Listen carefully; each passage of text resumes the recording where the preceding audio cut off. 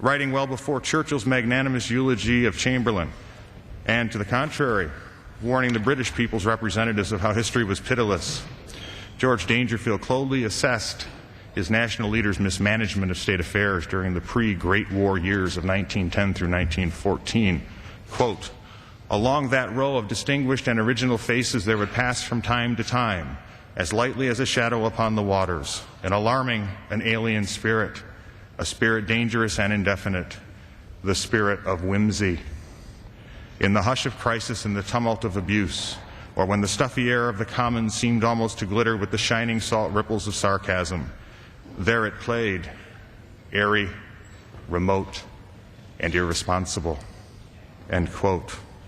Is this inchoate angst over history's final verdict the reason some supporters of this resolution have taken to this floor, though not in this resolution itself, and verbally profess three key defenses of their decision? One defense is they were misled into supporting an Iraqi regime change because of the false claim it did or might possess weapons of mass destruction. Mercifully, let us stipulate these elected officials performed their due diligence on the matter and, especially for our Democratic colleagues so situated, they did not overly trust the man so many of them had accused of stealing a presidential election. Again, there were numerous justifiable reasons for authorizing the President of the United States to militarily execute a regime change in Iraq. As those reasons are written in that resolution, I will not dwell upon them, for they do not constitute the crux of the matter, which is this: the war aim of regime change was a success. It is the post-war failure of Iraqi reconstruction breeding our present perils. Thus, even if a member of Congress can be excused for authorizing force on the basis of being misled, the member of Congress cannot be excused for failing to demand adequate post-war reconstruction planning, nor for a 3-year failure to demand constructive changes to an inadequate post-war reconstruction plan. Dovetailing with this defense, some of the resolution's supporters now claim their initial ardor for the regime change was a mistake because this administration has botched Iraqi reconstruction beyond salvaging, and the fledgling democracy is now in a state of civil war. This argument has the merit of being partially correct, for despite the hard-learned lessons of our nation's former successes in doing so, this administration utterly failed to comprehend and implement the fundamental principles of reconstructing a defeated, belligerent nation. Importantly, this does not preclude reconstructing Iraq now. While rife with sectarian violence, much of it instigated and perpetuated from external elements, Iraq is not in a civil war. Relative calm exists in most of the beleaguered nation's provinces, and if one dares to look, there are agonizingly slow but significant signs of incremental progress in the establishment of order. This progression will be expedited by the administration's new plan, which finally incorporates the two fundamental principles of Iraqi or any reconstruction plan. 1. A liberal democratic society evolves upward from its traditional roots of order, not from a centralized bureaucratic government downward. And 2. A nation's transformational evolution into a liberal democracy must contemporaneously provide transactional benefits to its citizens. These fundamental principles will be implemented through critical initiatives such as provincial reconstruction teams, an accord on oil revenue allocations, and a national reconciliation process, amongst others. But to earn the support of terrorized Iraqis, security must first be established so they may commence securing the blessings of liberty. This is why the troop reinforcement is required, and why the twin pillars of troop reinforcement and grassroots reconstruction can achieve a joint American and Iraqi victory over the enemies of liberty. The ineluctable fact of our victory is that it must be won with the help of Iraqis, which is disconcerting to many of this resolution's supporters who believe the Iraqis are unwilling to fight for their freedom and are incapable of perpetuating it once it is secured. This argument often intersects with the charge our mission in Iraq has untenably shifted from effectuating a regime change to erecting a model democracy. And for the above reasons, they think this is impossible. This deplorable argument is antithetical to the self-evident truths written into our own Declaration of Independence, though sadly it is not without precedent. Once more, let us reference another resolution, this one opposing a military mission creeping toward a decidedly different goal. Resolved, that the Emancipation Proclamation of the President of the United States is as unwarranted in military as in civil law, a gigantic usurpation at once converting the war professedly commenced by the administration for the vindication of the authority of the Constitution into a crusade for the sudden, unconditional, and violent liberation of 3 million Negro slaves, a result which would not only be a total subversion of the Federal Union, but a revolution in the social organization of the Southern states, the immediate and remote, the present and far-reaching consequences of which to both races cannot be contemplated without the most dismal foreboding of horror and dismay.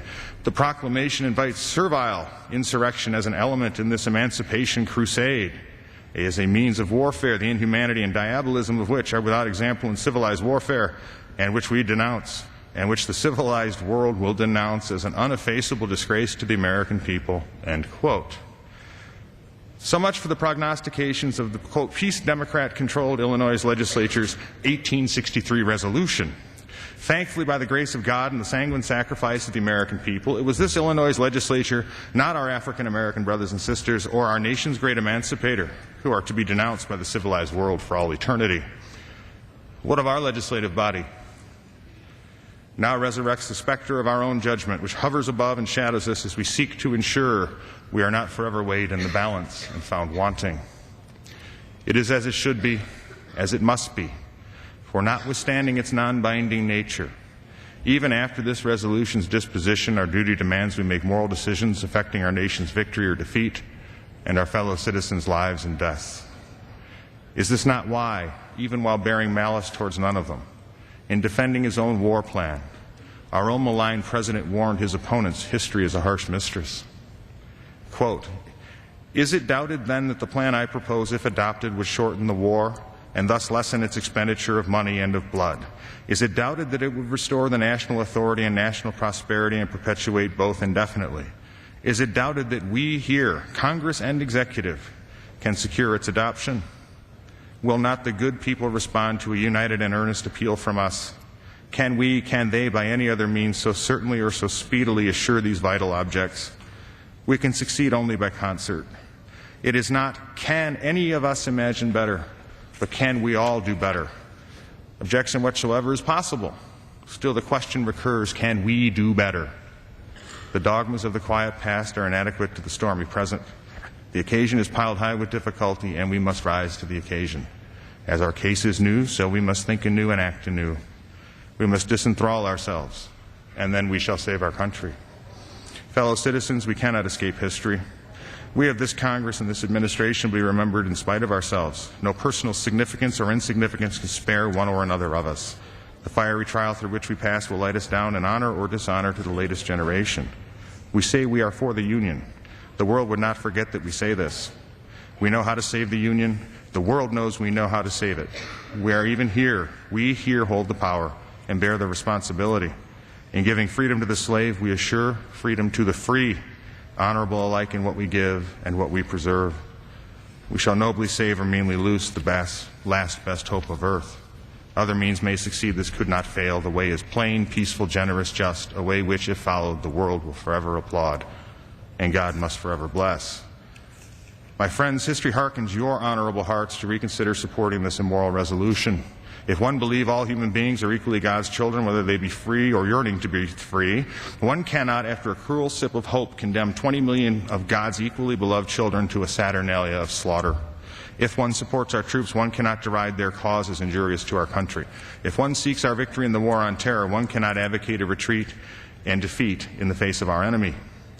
My friends, through the fog of war, our fiery trial illumes and creeps ever nearer along the trail. Rather than curse the darkness and dread the echoes of history's verdict, let us acquit ourselves with lasting honor by leading our searching nation through these trying transformational times and into a transcendent triumphal tomorrow. Let us earn the esteem of the latest and later generations of all free people by reaffirming our revolutionary republic cherishes the self-evident truth all human beings yearn to breathe free. Let us, in our nation's finest traditions and truest character, remove the Iraqi people's bonds of oppression and replace them with bonds of brotherhood amongst our free, sovereign, and secure peoples. Let us, in the face of terror, march always in the ranks of honor and courageously and selflessly secure the Iraqi people's blessings of liberty, and in so doing, secure our own blessings of liberty for unnamed generations of American children.